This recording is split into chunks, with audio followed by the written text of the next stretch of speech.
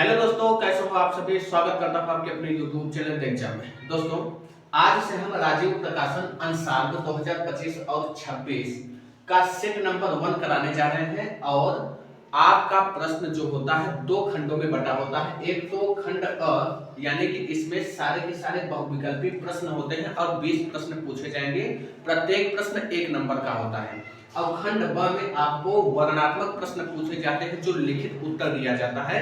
तो सबसे पहले हम बहुविकल्पी प्रश्नों को कैसे सरल तरीके में और कम समय में कैसे लगाएंगे उसके बारे में हम एक एक प्रश्नों का हम निचोड़ भी सीखने वाले हैं और बड़ी ही गहराई से सारे प्रश्नों का अध्ययन करेंगे। तो चलिए हम चलते हैं पहले प्रश्न की ओर। यहाँ पे पहला प्रश्न कहा है आपसे कि एक त्रिघात बहुपद के अधिक से अधिक शून्यकों की संख्या क्या होगी। तो मेरे दोस्त ध्यान रखना, त्रिघात बहुपद लिखने का व्यापक रूप होता है ax³ plus bx² plus cx और प्लस में d होता है। ये हमारा त्रिघात बहुपद लिखने का फॉर्मेट होता है। तो ध्यान रखिएगा दोस्तों कि त्रिघात बहुपद में अधिकतम घात कितनी होती है? 3 होती है।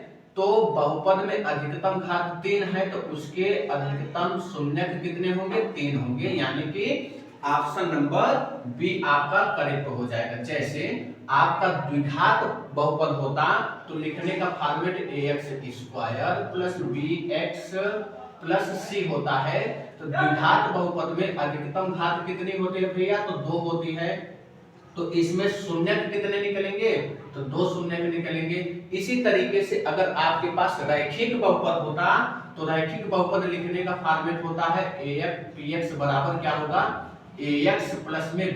अब यहाँ पे ध्यान देना कि ये जो x है, x के पावर कितना है? कुछ भी नहीं है, तो पावर में 1 मान लेंगे।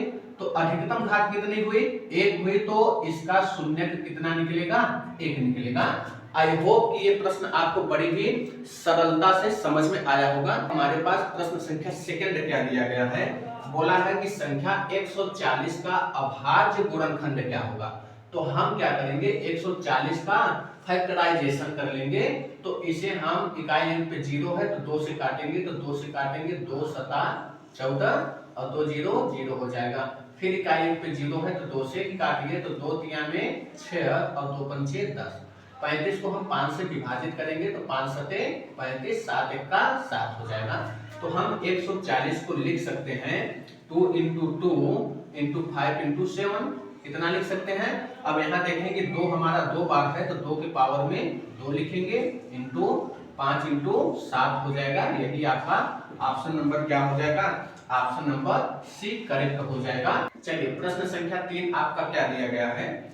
बोला है कि भाज्य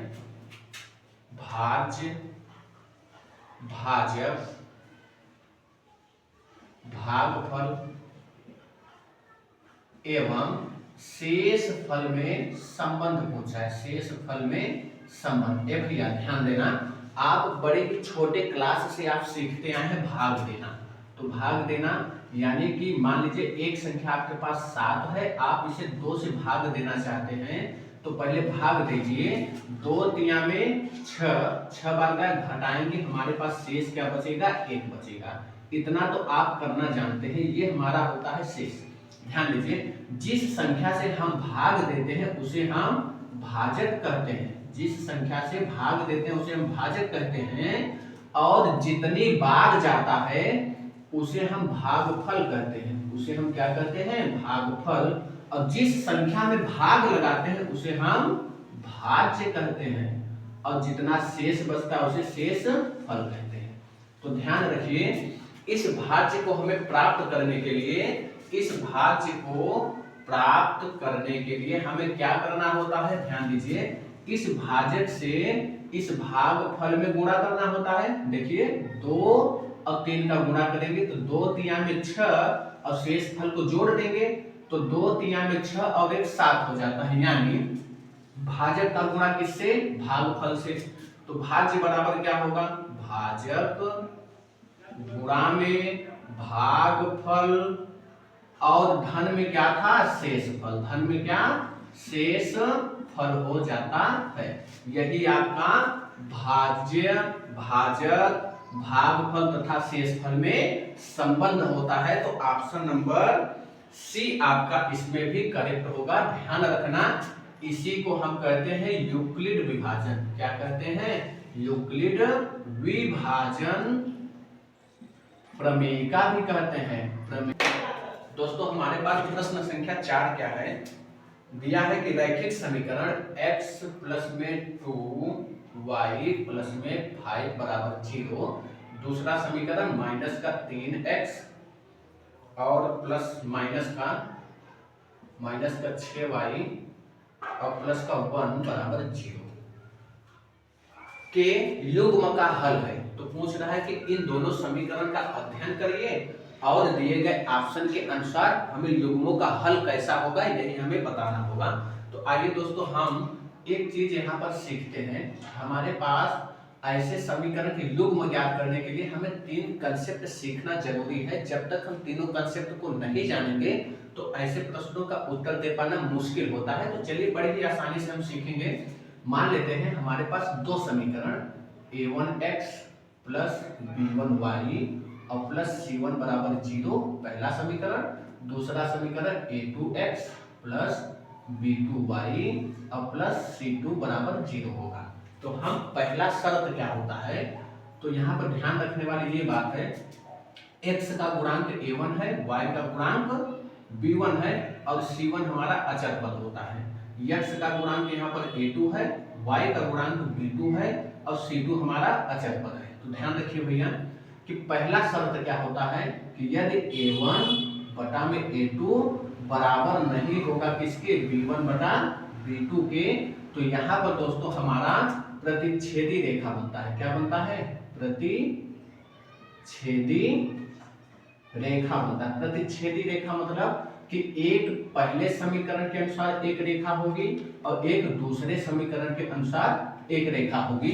तो यहाँ पर ध्यान देना बात कि यहाँ पर एक जगह ये दोनों रेखाएं मिल रही हैं एक जगह, तो इसका मतलब एक जगह मिल रही है तो इसका एक ही हल संभव होगा। क्या होगा? एक ही हल संभव होगा। ये बात। दूसरा नाम क्या होता है इसका कि अद्वितीय हल। क्या होगा? अद्वितीय हल भी कहता है कभी कभी। और दूसरा शर्त क्या होता है भैया? दूसरा शर्त क्या होता है कि जब a1 बटा a2 बराबर होगा किसके? b1 बटा b2 के, बराबर होगा c1 बटा c2 के। तो भैया ध्यान देना कि जब ये तीनों कंडीशन में एक दूसरे के बराबर होंगे तो वहां पर हमारा रेखा बनता है समपाती रेखा। क्या बनता है? समपाती रेखा बनता है। और समपाती रेखा का मतलब क्या होता है भैया कि आप करेक्ट 12 बजे देखेंगे तो मिनट की सुई और घंटे की सुई एक दूसरे के ऊपर होती है।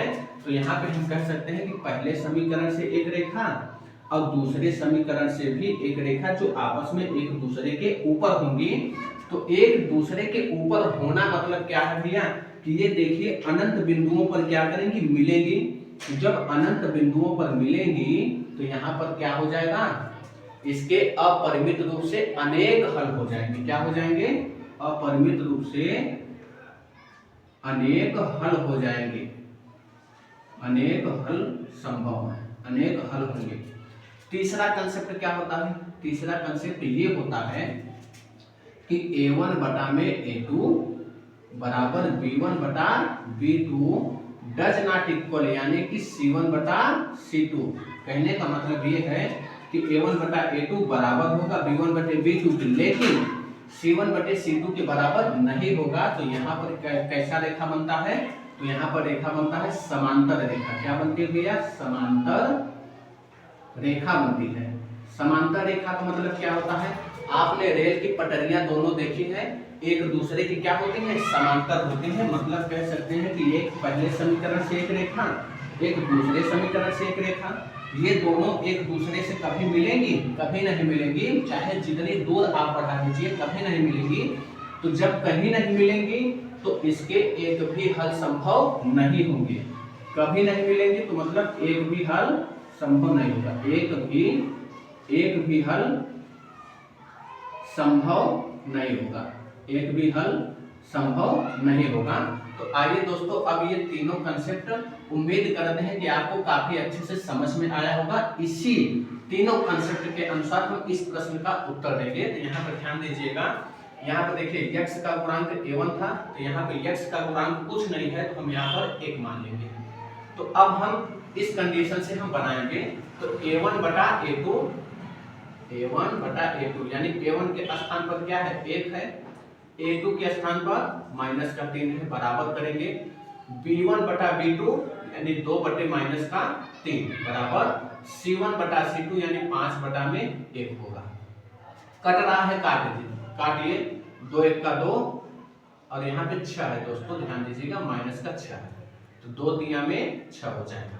तो अब यहाँ पे देखेंगे 1 बटा माइनस का 3 बराबर है 1 बटा माइनस का 3, लेकिन 5 बटा 1 इन दोनों से बराबर नहीं है, तो 5 बटा 1 हो जाएगा। अब देखिएगा a1 बटा a2 बराबर है b1 बटा b2 को, लेकिन डज नॉट इक्वल c1 बटा c2 यानी कि कंसेप्ट नंबर हमारा 3 यहाँ पे लग रहा है।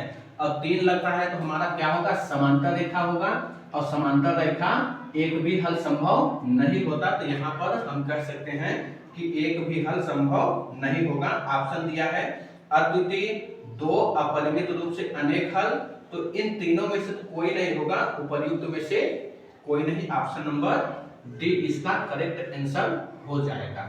आई होप दोस्तों कि ये प्रश्न आपको भली भांति पूर्वक समझ में आया होगा। चलिए, तो प्रश्न संख्या 5 क्या बोला है कि समांतर श्रेणी माइनस का 5 माइनस का 1 3 7 डॉट आगे का सार्वंतर ज्ञान कीजिए। क्या बोला है भैया, सार्वंतर आपसे पूछा है। तो सार्वंतर को हम डी से प्रदर्शित करते हैं। तो दोस्तों ध्यान रखना, सार्वंतर को हम कैसे निकालते हैं, 2 लगातार संख्याओं का अंतर ही हमारा सर्वांतर होता है, लेकिन वो दोनों लगातार संख्याएं कैसी होनी चाहिए, यानी कि जैसे इसे पहली संख्या मानिए, इसको दूसरी मानिए, तो दूसरी में से पहली संख्या को घटाना होता है। तो दूसरी क्या है, माइनस का 1 है, घटाएंगे किस संख्या को, माइनस के 5 को हम घटाएंगे, तो हमारा होगा माइनस का 1 माइनस माइनस प्लस 5 हो जाएगा, और 5 में से 1 को घटाएंगे तो हमारे पास सर्वांतर कितना हो जाएगा, 4 हो जाएगा। तो ऑप्शन नंबर क्या होगा, ऑप्शन नंबर हो जाएगा डी हमारा करेक्ट आंसर हो जाएगा। आइए प्रश्न संख्या 6 दिया है कि द्विघात समीकरण ax स्क्वायर प्लस bx और प्लस c बराबर 0 का विविक्तीकर क्या होगा। तो ये तो हमसे फार्मूला डायरेक्ट पूछा गया है, तो d बराबर क्या होता है, विविक्तीकर बराबर b स्क्वायर माइनस का 4ac होता है। तो यही हमारा करेक्ट आंसर होगा, b स्क्वायर माइनस 4ac। यहाँ पे हमें फार्मूला ही हमसे पूछ लिया गया था, तो हमारा ऑप्शन नंबर क्या होगा, सी करेक्ट होगा। चलिए बढ़ेंगे प्रश्न संख्या 7 की ओर। 7 नंबर प्रश्न हमसे क्या पूछा है कि दो बिंदुओं 2,3 और अगला बिंदु दिया गया है 4,1 के बीच की दूरी पूछा गया है। तो आपके दो बिंदुओं के बीच की दूरी का फार्मूला याद होना चाहिए। तो यहाँ पर हम इस प्रश्न को 2 कंडीशन से हम सिखाएंगे। तो पहले तो हम इसे फार्मूला बेस्ड सिखाते हैं। दो बिंदुओं के बीच की दूरी होता है अंडर रूट में x1 माइनस में x2 का होल स्क्वायर और प्लस में होता है y1 माइनस y2 का होल स्क्वायर होता है। यहाँ पर सीखेंगे भैया क्या है, x1 इसको मानेंगे, y1 इसको मानेंगे, x2 और y2 इसको मानेंगे। जहाँ x1 है x1 को रखिए, 2 है 2 रख लिया, माइनस लगाया, x2 कितना है 4 को हमने 4 रख करके होल स्क्वायर लगाया, प्लस लगाया, y1 कितना है 3 है 3 लिया, माइनस y2 कितना है 1 है 1 लिया, स्क्वायर लगाया। इसे करने में हमने फार्मूला के अनुसार रख लिया। 4 में से 2 घटेगा, माइनस 4 में से 2 घटेगा तो माइनस 2 का स्क्वायर होगा, और प्लस में 3 में से 1 घटेगा तो हमारे पास 2 बचेगा, 2 का स्क्वायर होगा, रूट निकाला इसका। माइनस 2 का स्क्वायर कितना होगा तो 4 होगा, प्लस में 2 का स्क्वायर 4 होगा, रूट निकालेंगे तो 4 4 8 हो जाएगा। तो ये होगा अंडर रूट में 8, और अंडर रूट 8 को हम लिख सकते हैं कितना, 2 अंडर रूट 2 लिख सकते हैं। इतना हमारा ये आंसर होगा। तो ऑप्शन नंबर क्या दिया गया है इसमें, ऑप्शन नंबर बी आपका यहाँ पे करेक्ट होगा। दूसरा कंसेप्ट क्या है भैया, देखो बिंदु हमारे पास क्या है, 2 है और 3 है, और यहाँ पर क्या है, 4 है और 1 है। तो ध्यान रखिए भैया कि हम पहली वाली संख्या से घटाएंगे, तो चाहे इसमें से इसको घटा लीजिए, चाहे इसमें से इसको घटा लीजिए, और घटाने के बाद उसका वर्ग कर देंगे। तो 4 में से 2 को घटाएंगे तो 2 का स्क्वायर क्या होगा, 4 होगा, प्लस लगाएंगे, दूसरी संख्या को दूसरी में से क्या करेंगे, घटाएंगे। तो 3 में से 1 को घटाया, कितना हुआ, 2 हुआ, 2 का स्क्वायर कर देंगे, घटाने के बाद स्क्वायर करना है, तो 4 हो जाएगा। इन दोनों संख्याओं को आपस में जोड़ करके इसी का वर्गमूल ले लेना है, तो 4 4 8 होगा, 8 अंडर रूट 8 का वर्गमूल होगा 2 अंडर रूट 2, आपका करेक्टली आंसर हो जाएगा। तो यहाँ पर से देख लीजिए 2 अंडर रूट 2, यहाँ पर भी 2 अंडर रूट 2 ही आएगा।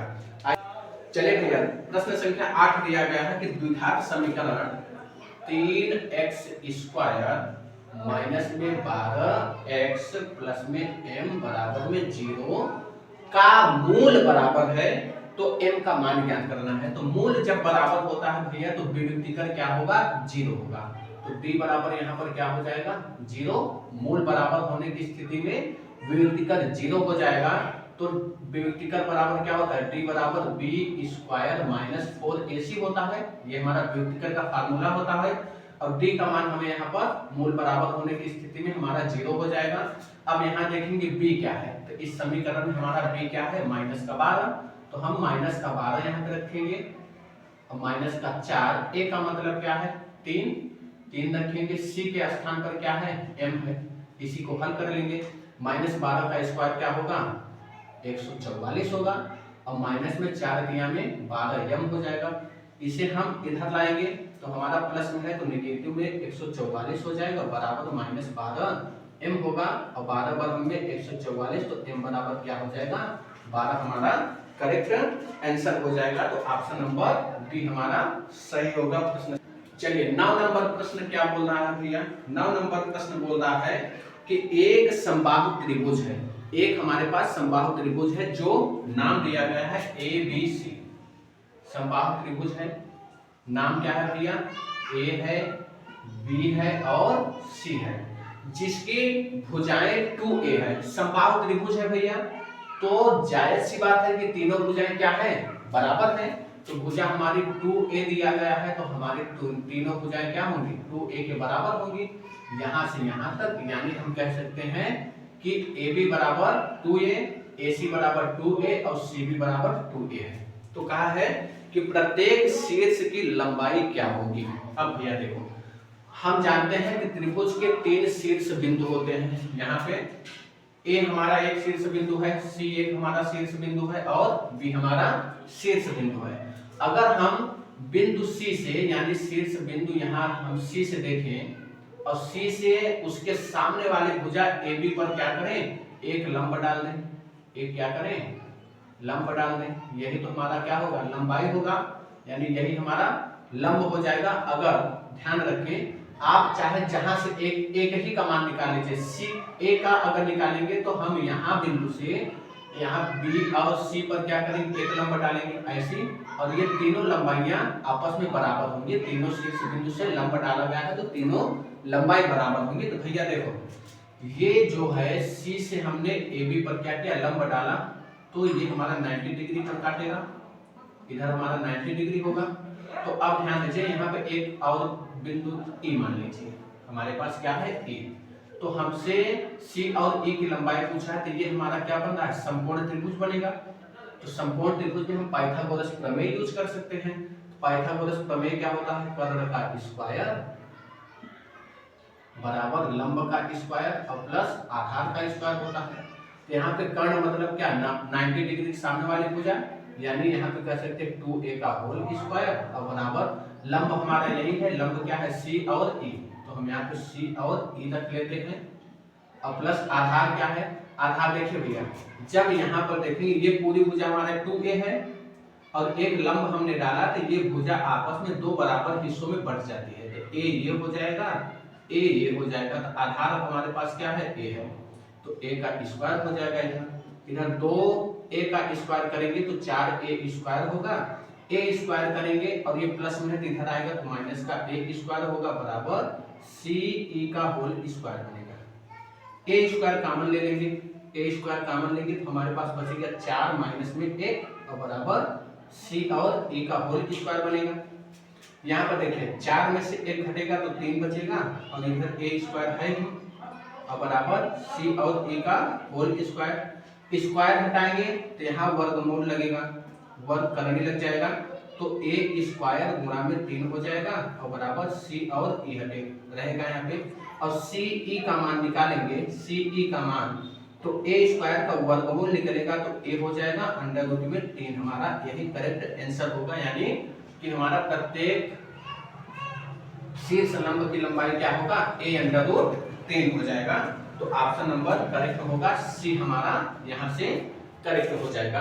आइए दोस्तों, अब हमारे पास प्रश्न संख्या 10 क्या बोला है, निम्नलिखित सारणी का माध्य ज्ञात कीजिए।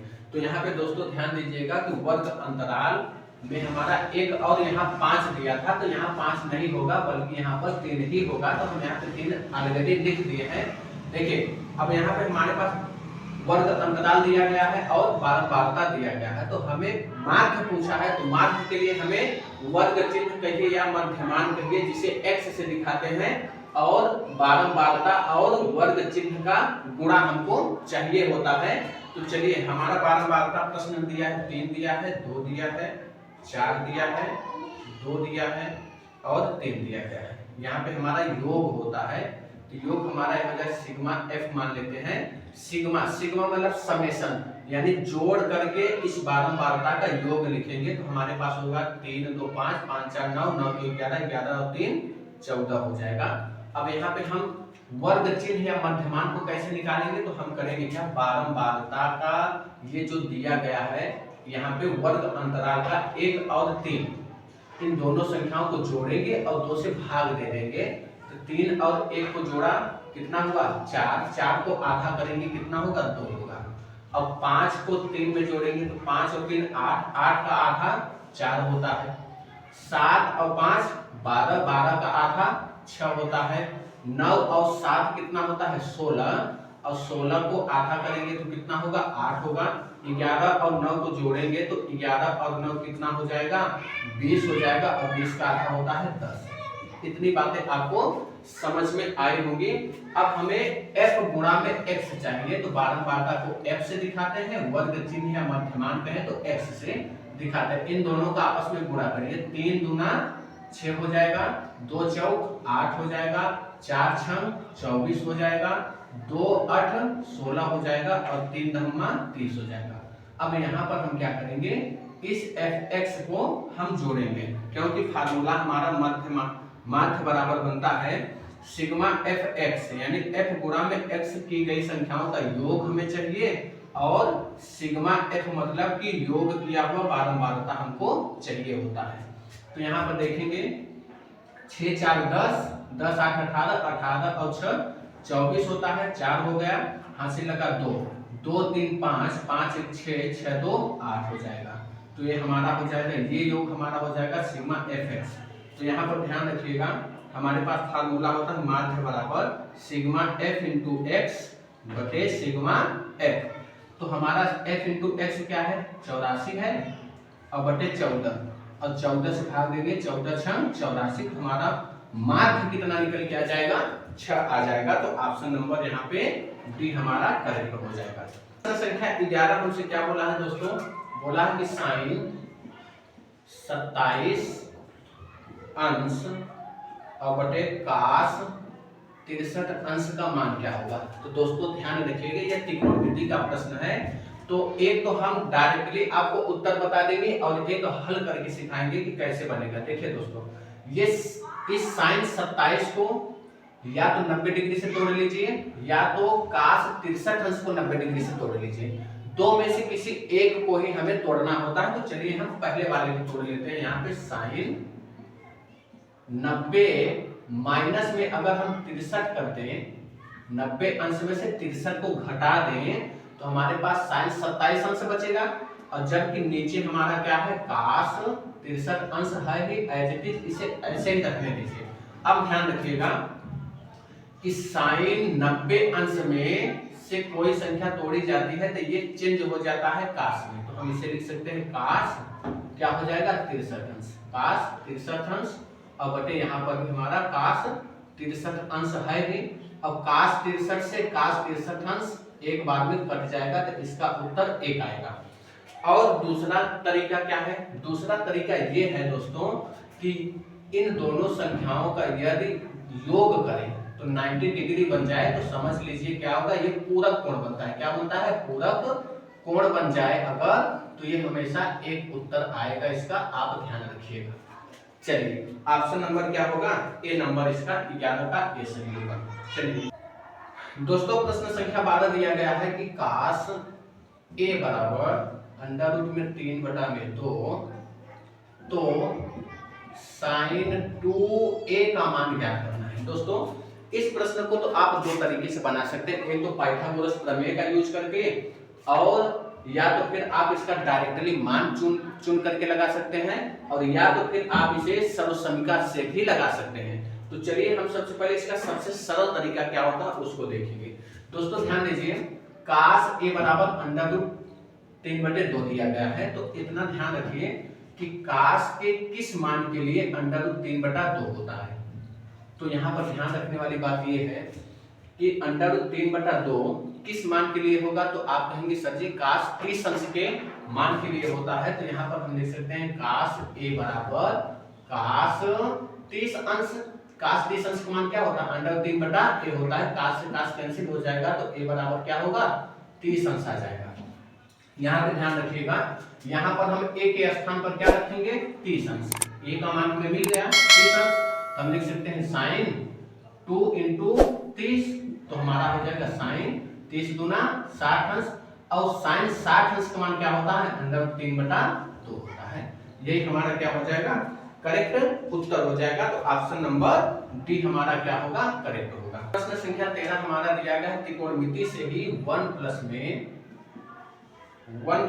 tan स्क्वायर ए और बटा में 1 प्लस cot स्क्वायर ए दिया गया है। तो हमसे इसका मान पूछा गया है, आइए इसे हम बनाते हैं। यहाँ पे दोस्तों हम लिख सकते हैं 1 प्लस tan को हम लिख सकते हैं साइन स्क्वायर ए बटा में cos स्क्वायर ए, पूरे का बटा 1 प्लस cot को लिख सकते हैं cos स्क्वायर ए और बटा में साइन स्क्वायर ए होता है। अब ध्यान रखिएगा, यहाँ पे जब एलसीएम लेंगे तो हमारे पास हो जाएगा cos का cos स्क्वायर ए और प्लस में क्या होगा साइन स्क्वायर ए और पूरे के बटा इधर होगा हमारा cos स्क्वायर ए। ये हमारा एलसीएम वाला भाग था। यहाँ पे हम साइन स्क्वायर एलसीएम लेंगे तो साइन का साइन स्क्वायर ए और प्लस में cos स्क्वायर ए हो जाएगा और बटे में कितना साइन स्क्वायर ए। यहाँ पे हमारा अंदर से अंदर गुणा और बाहर से बाहर गुणा होता है, तो हमारे पास हो जाएगा साइन स्क्वायर ए, ये नीचे वाला ऊपर चला जाएगा और इधर cos स्क्वायर ए प्लस साइन स्क्वायर ए हो जाएगा और बटे में इधर अंदर अंदर गुणा करेंगे तो cos स्क्वायर ए और यहाँ पर हमारा हो जाएगा साइन, यहाँ पर हो जाएगा cos स्क्वायर साइन स्क्वायर ए और प्लस में cos स्क्वायर ए। यहाँ से ये दोनों आपस में कट जाएंगे और साइन स्क्वायर ए बटा cos स्क्वायर ए बराबर क्या होता है tan स्क्वायर ए होता है। यही हमारा करेक्ट आंसर होगा। तो ऑप्शन नंबर क्या होगा, डी हमारा सही हो जाएगा। दोस्तों प्रश्न संख्या 14 दिया गया है कि साइन 2a बराबर में 2 साइन a दिया गया है, इतना हमको दिया गया है। तो a का मान हमसे पूछा गया है, a का मान हमें बताना है। ध्यान रखिएगा साइन 2a बराबर क्या होता है, तो यहाँ पर हमारे पास एक फार्मूला होता है साइन 2a बराबर, हम इसको लिख सकते हैं 2 sine a into cos a, हमारा ये फार्मूला होता है साइन 2a बराबर।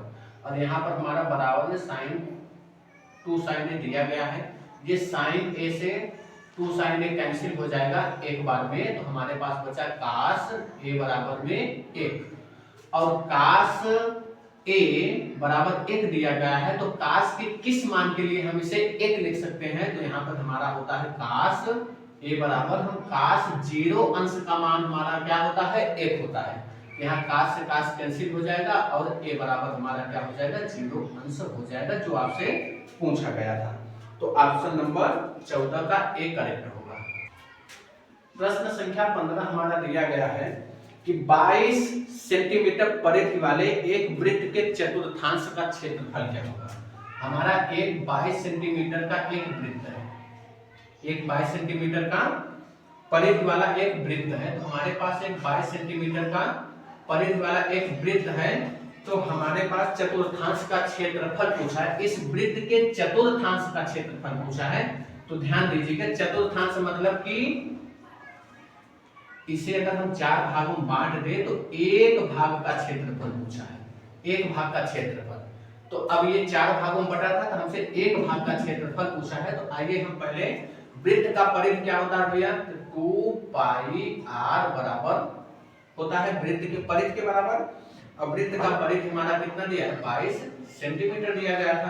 तो 2 इंटू पाई का मान 22/7 इंटू r बराबर त्रिज्या बराबर इधर 22 दिया गया है। 22 से 22 कैंसिल हो जाएगा, 7 इधर जाएगा, तो r बराबर हमारा 7/2 सेंटीमीटर हो जाएगा त्रिज्या। लेकिन हमसे पूछा था कि वृत्त के चतुर्थांश का क्षेत्रफल। भैया ध्यान दो, वृत्त का क्षेत्रफल क्या होता है? वृत्त का क्षेत्रफल होता है पाई r स्क्वायर। ये हमारा वृत्त का क्षेत्रफल होता है, लेकिन हमसे चौथे भाग का पूछा है, तो ये 4 भागों में बटा हुआ है, तो हम क्या करेंगे? 4 से भाग दे देंगे। अब इसका हम मान निकालेंगे। तो पाई का मान रखेंगे 22/7, इधर 4 है ही। r का मान कितना होगा भैया? r का 7/2, कितनी बार? 2 बार लिखना है। 7/2 इंटू 7/2। तो यहाँ 7 से 7 कैंसिल, 2 से काटेंगे तो ये हमारा 11 बार में कटेगा। तो हमारा 1177 हो जाएगा ना। 11 और 7 का गुणा करेंगे, 1177 और 4 दूनी 8 सेंटीमीटर का स्क्वायर हो जाएगा। तो ऑप्शन नंबर क्या है? ऑप्शन नंबर सी हमारा करेक्ट होगा।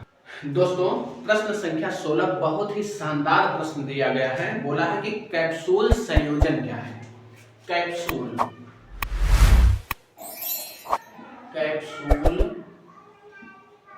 संयोजन क्या है?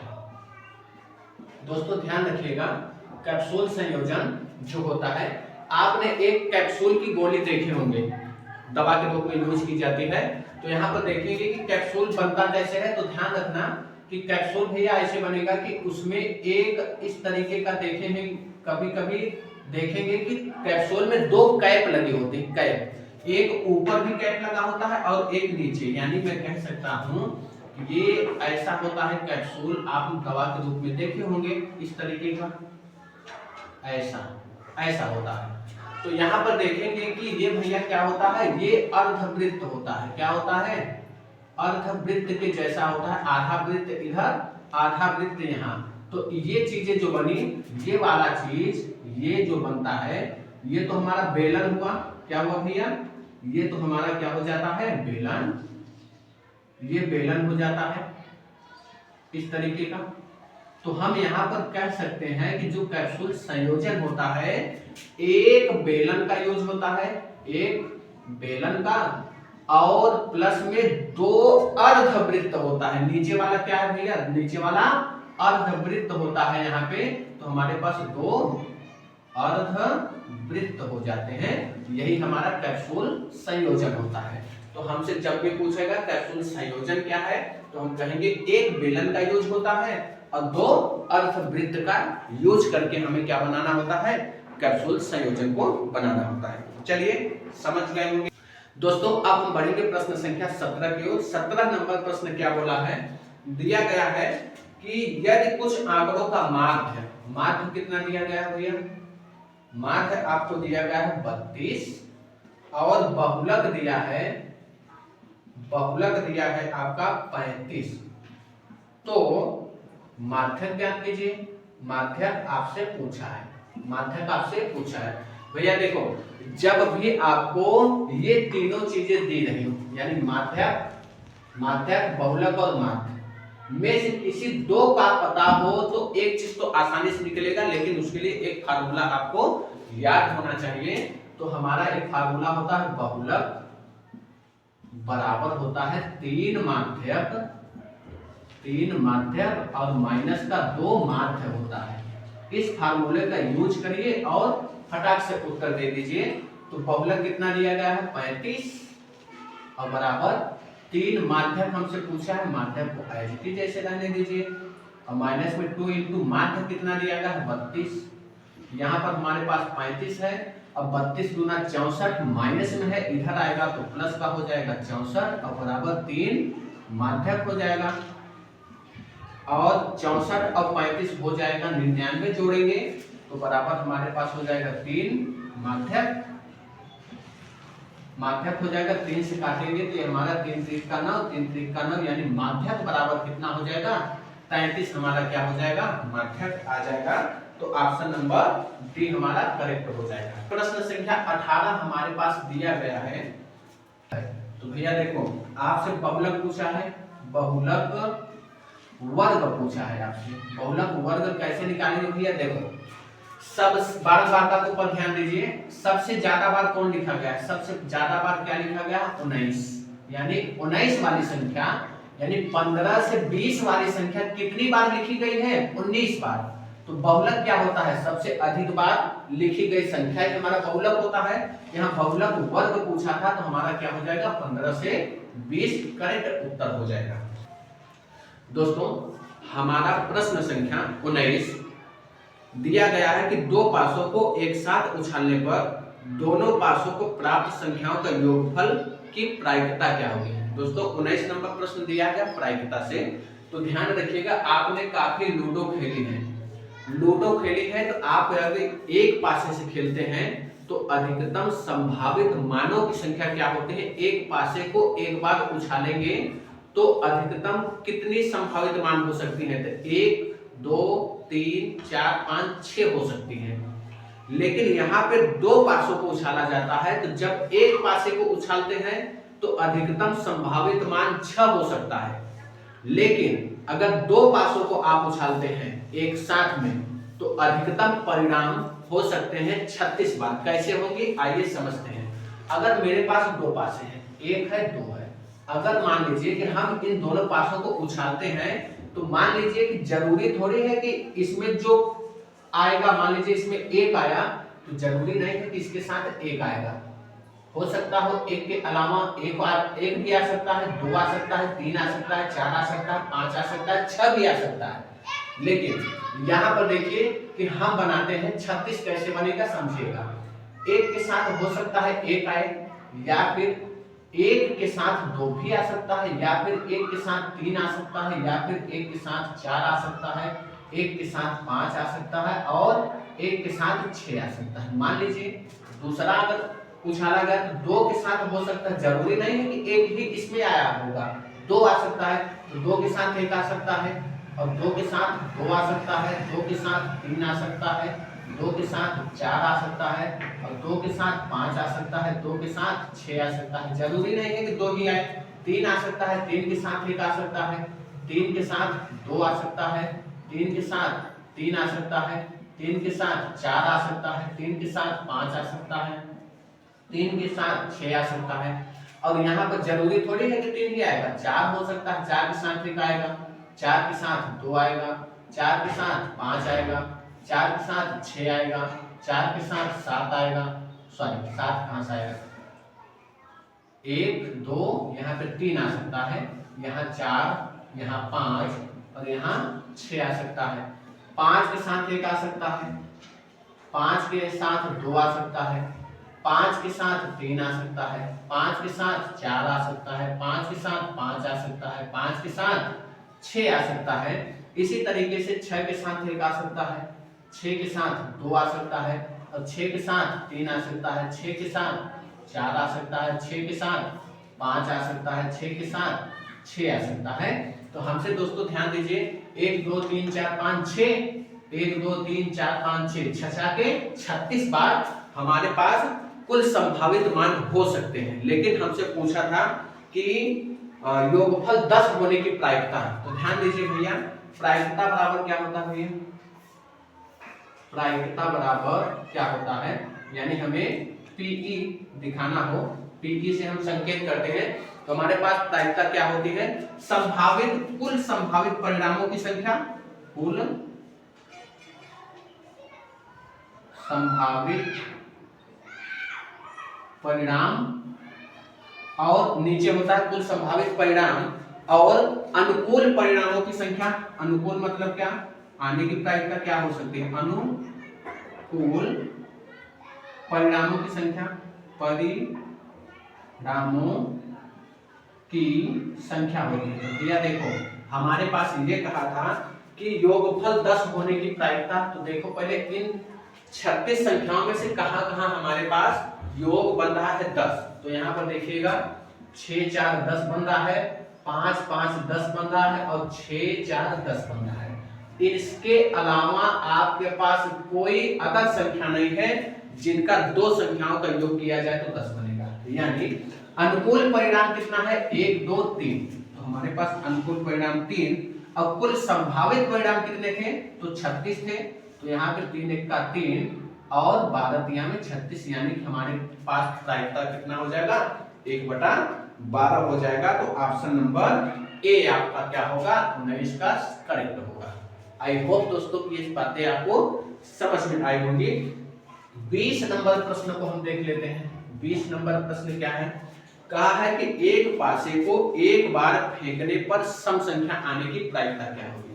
दोस्तों देखो, एक आपके पास लूडो की एक आपके पास क्या है, डाइस है, उसे आप एक बार उछाले हैं तो सम संख्या आने की प्रायिकता क्या होगी। देखिएगा उस लूडो पर कौन कौन सी संख्या अंकित होती है, 1 होता है, 2 होता है, 3 होता है, 4 होता है, 5 होता है, 6।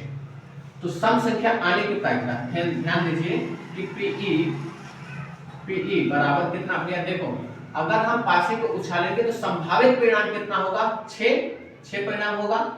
लेकिन सम संख्या पूछा था तो सम संख्या कितनी है, 2 होगा, 4 होगा, 6। तो 3 संभावित परिणाम हो सकते हैं, तो 3 1 का 3 और 3 दूना 6, यानी 1/2 हमारा क्या हो जाएगा, प्रायिकता। दोस्तों उम्मीद करता हूं कि सारे के सारे ऑब्जेक्टिव प्रश्न सेट नंबर 1 का आपने बड़ी ही सरलता से देख चुके होंगे। और यदि यह वीडियो आपको पसंद आएगा तो चैनल को सब्सक्राइब कर लीजिएगा और इस चैनल को ढेर सारा प्यार दीजिएगा। जय हिंद।